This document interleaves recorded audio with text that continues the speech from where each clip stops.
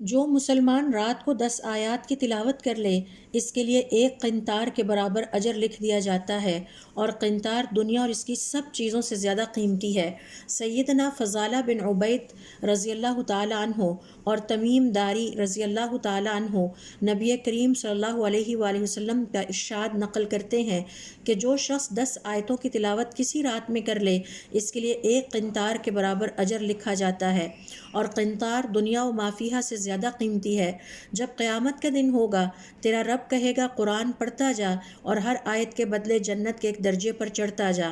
یہاں تک کہ وہ مسلمان آخری آیت پر پہنچ جائے گا۔ اللہ عز و جل بندے کو کہے گا پکڑ لے، بندہ اپنے ہاتھ بڑھا کر کہے گا اے میرے رب تو بہتر جانتا ہے میں کیا پکڑوں۔ اللہ رب العزت فرمائیں گے اس ہاتھ سے جنت کی ہمیشہ والی زندگی اور اس ہاتھ سے جنت کی کبھی نہ ختم ہونے والی نعمتیں لے لو۔